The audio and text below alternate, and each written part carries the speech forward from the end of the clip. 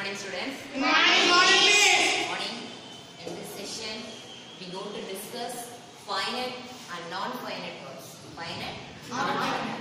With the function, verb can be classified as finite and non-finite. And the verb is ரெண்டு கைண்டா நம்ம பிரிக்கலாம். Finite verb and non-finite verb அப்படி நம்ம பிரிக்கலாம்.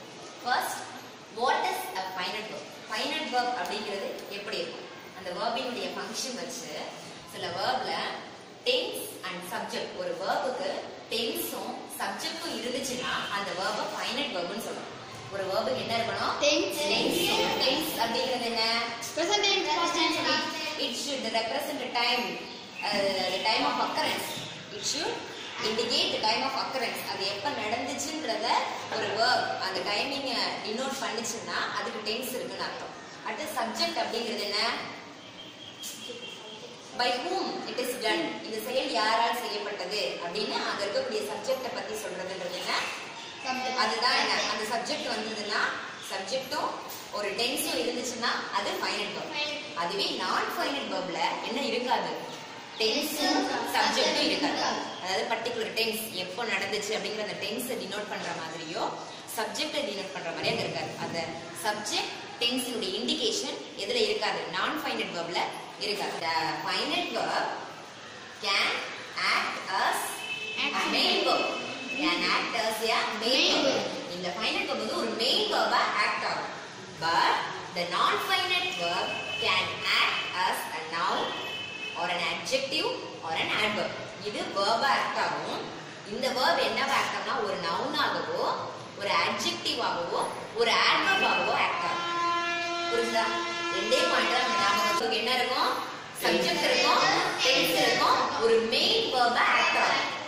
Subject இருக்கும், டென்ஸ் இருக்கும், ஒரு மெயின் verb-ஆ act ஆகும். இதுல சப்ஜெக்ட் இருக்காது, டென்ஸ் இருக்காது, ஒரு நவுன் ஆகவோ adjective ஆகவோ adverb ஆகவோ act ஆகும். இதுதான் என்ன? நான் ஃபைனைட் verbs. இப்போ ஃபைனைட் verbுக்கும் நான் ஃபைனைட் verbsக்கும் டிஃபரன்ஸ் தெரியுதா? presented a watch.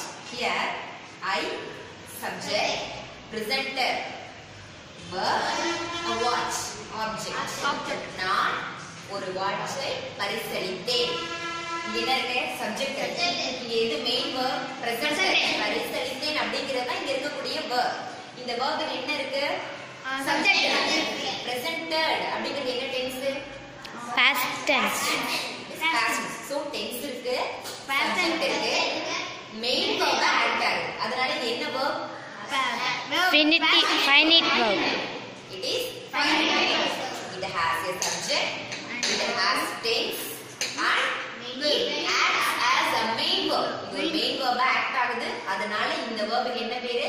Finite verb. Here see the example. Presenting a gift is awesome. Presenting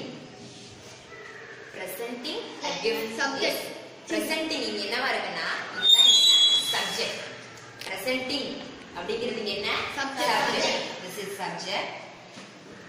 A gift object is awesome. இந்த is அப்படிங்கிறது verb. Awesome அப்படிங்கிறது என்ன?